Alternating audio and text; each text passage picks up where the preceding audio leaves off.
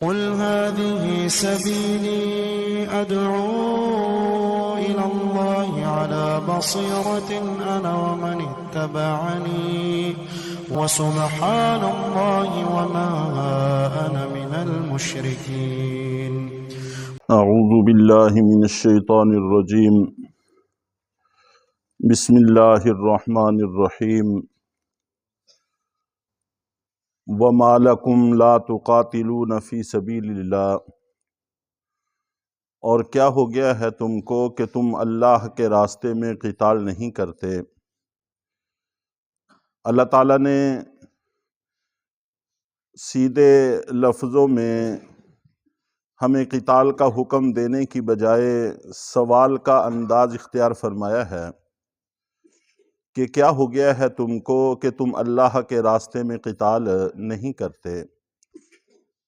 اس کی وجہ آگے خود ہی ارشاد فرمائی ہے، وَالْمُسْتَضْعَفِينَ مِنَ الرِّجَالِ وَالنِّسَاءِ وَالْوِلْدَانِ، کہ بہت سارے کمزور لوگ مردوں میں سے اور عورتوں میں سے اور بچوں میں سے کفار کی قید میں ہیں، اور جب بہت سارے مسلمان کفار کی قید میں ہوں، ایسے حالات میں قتال اور جہاد ایک فطری اور طبیعی سا تقاضا بن جاتا ہے۔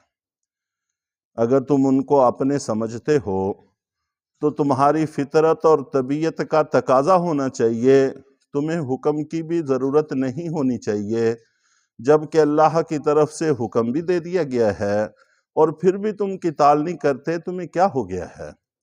تو اس وجہ سے اللہ تعالیٰ نے یہاں پر سوالیہ انداز اختیار فرمایا کہ کیا ہو گیا ہے تم کو کہ تم اللہ کے راستے میں قتال نہیں کرتے، حالانکہ بہت سارے کمزور لوگ مرد اور عورتیں اور بچے کفار کی قید میں ہیں۔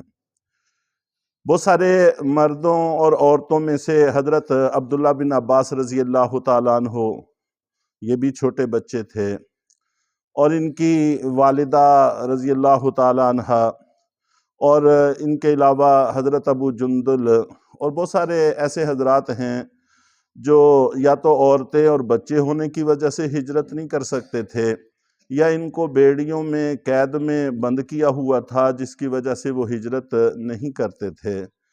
پھر وہ اللہ تعالیٰ سے دعا کرتے تھے، دو چیزیں انہوں نے اللہ تعالیٰ سے مانگیں، یقولون ربنا اخرجنا من هذه القرية الظالم اہلها، اے ہمارے رب ہم کو اس بستی سے نکال دیجئے کہ جس کے رہنے والے ظالم ہیں، کہ ان کے ظلم سے ہمیں نجات عطا فرما دیجئے۔ ایک چیز تو انہوں نے یہ مانگی، وَاجْعَلْ لَنَا مِن لَّدُنْكَ وَلِيًّا وَاجْعَلْ لَنَا مِن لَّدُنْكَ نَصِيرًا، اور دوسری چیز یہ مانگی کہ ہمارے لیے اپنے ہاں سے کوئی ہمدرد پیدا کر دیجئے اور اپنے ہاں سے ہی ہمارے لیے کوئی مددگار کھڑا کر دیجئے۔ چنانچہ دونوں دعائیں اللہ رب العزت نے قبول فرما لیں۔ مکہ مکرمہ میں بہت سارے حضرات قتال کی اجازت مانگتے رہے، لیکن اللہ کے نبی صلی اللہ علیہ وسلم نے اس کی اجازت مرحمت نہیں فرمائی۔ جس وقت مدینہ منورہ میں چلے گئے تو وہاں پر پھر ان مظلوموں کی دعاؤں کے نتیجے میں اللہ تعالیٰ نے جہاد کا حکم دیا۔ چنانچہ غزوہ بدر پیش آیا، احد پیش آیا، اس طرح کے مارکے پیش آتے رہے، اور جب بسا اوقات سلطنتوں کے لیے کچھ مسائل ہوتے ہیں، معاہدے ہو جاتے ہیں، بہت سارے کاموں میں وہ ہاتھ ڈالنا اس وقت حالات کا تقاضا نہیں ہوتا، تو صحابہ اکرام اپنے طور پر بھی ایسی کاروائیاں کرتے رہتے تھے، اپنے طور پر بھی اس طرح کے انداز اختیار کرتے رہتے تھے۔ جیسے حضرت ابو البصیر رضی اللہ تعالی عنہ کا واقعہ بڑا معروف اور مشہور ہے کہ یہ مدینہ میں ہجرت کر کے آ گئے تو مکے والے طے شدہ شرائط کے مطابق اگر کوئی مسلمان ہو کر مدینہ آئے گا تو واپس کر دیا جائے گا۔ دو مکہ سے لوگ آئے، ان کے ساتھ ان کو واپس بھیج دیا، اور انہوں نے راستے میں ان میں سے ایک کو قتل کر کے پھر مدینہ منورہ میں واپس آ گئے۔ تو اللہ کے نبی صلی اللہ علیہ وسلم کے انداز سے محسوس ہوا ان کو کہ اگر اب بھی مکہ والے تقاضا کریں گے تو مجھے واپس کر دیا جائے گا۔ تو یہ وہاں سے نکل کر علیحدہ ایک جگہ میں پڑاؤ ڈال چکے، اور پھر جو بھی کوئی مسلمان کمزور چھوٹتا وہ انہی کے پاس آ جاتا، جس سے یہ ایک چھوٹا سا دستہ بن گیا، اور وہیں سے کفار مشرکین کے تجارتی قافلے گزرا کرتے تھے تو یہ ان پر شب خون مارا کرتے تھے اور ان کا وہاں سے گزرنا مشکل کر دیتے تھے۔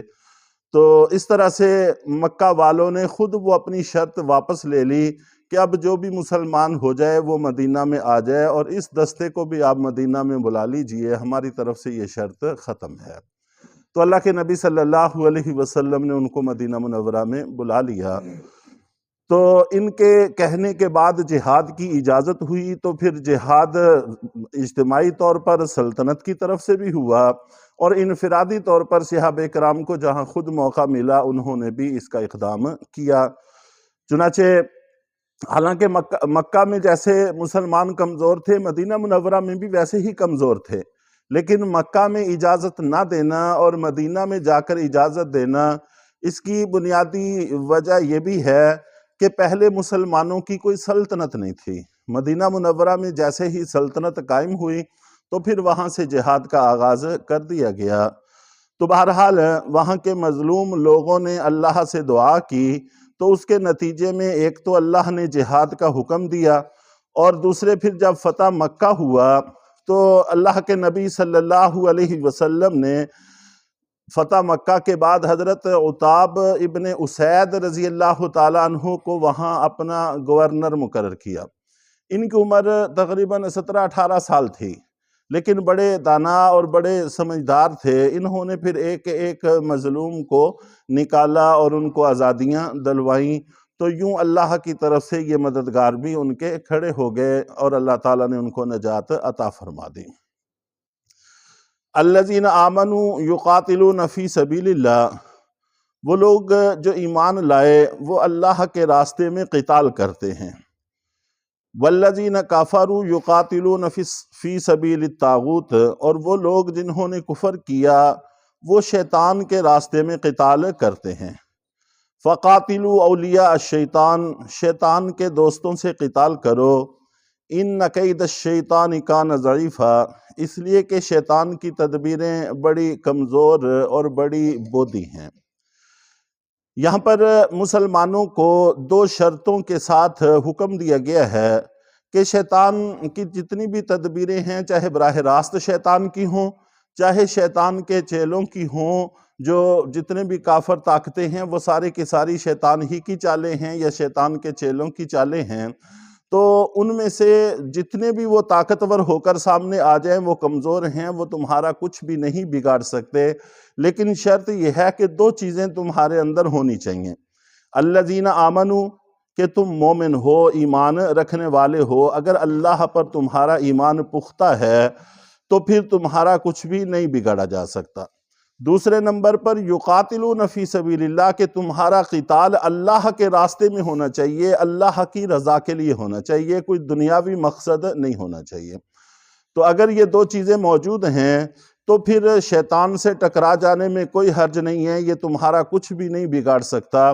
چنانچہ بدر کے اندر جب مشرکین کا لشکر آ رہا تھا تو شیطان اپنے لاؤ لشکر کے ساتھ بنفس نفیس ان کا حصہ تھا، انسانی شکل میں ان کے ساتھ شامل تھا، اور ان کو کہہ رہا تھا کہ آج تمہارا کوئی کچھ نہیں بگاڑ سکتا، اس لیے کہ میں تمہارے ساتھ ہوں، میں تمہارا مددگار ہوں۔ اور جیسے ہی فرشتوں کو اترتے دیکھا تو پھر الٹے پاؤں بھاگا کہ مڑنے کی بھی جرت اس کو نہیں ہوئی، ایسا خوف و ہراس اس پر طاری ہوا کہ الٹے پاؤں وہاں سے بھاگا۔ اور باقیوں نے کہا بھی کہ اب تم کہاں بھاگ رہے ہو؟ تو وہ کہنے لگا کہ جو میں دیکھ رہا ہوں وہ تم نہیں دیکھ رہے، اللہ کی پکڑ بڑی سخت ہے، اللہ کا عذاب بڑا شدید ہے۔ چنانچہ وہ وہاں سے بھاگ کھڑا ہوا۔ اور حضرت عبداللہ بن عباس رضی اللہ تعالیٰ عنہ بھی بیان کرتے ہیں کہ جہاں پر بھی تم کفار کا لشکر دیکھو ان کے ساتھ ٹکرا جاؤ، اور پھر یہی آیت پڑھتے تھے کہ شیطان کی تدبیریں بڑی کمزور ہیں، وہ تمہارا کچھ بھی نہیں بگاڑ سکتی۔ اور قرآن پاک میں کتنے ہی ایسے واقعات ہیں، کم من فئۃ قلیلۃ غلبت فئۃ کثیرۃ بإذن اللہ، کہ اللہ کے حکم سے چھوٹی چھوٹی جماعتیں بڑے بڑے لشکروں کو تہس نہس کر کے رکھ دینے والی ایسے واقعات قرآن پاک میں موجود ہیں۔ بہرحال مسلمانوں میں ایمان ہونا چاہیے، اللہ کی رضا ہونی چاہیے۔ اللہ تعالی ہم سب کو عمل کی توفیق عطا فرمائے۔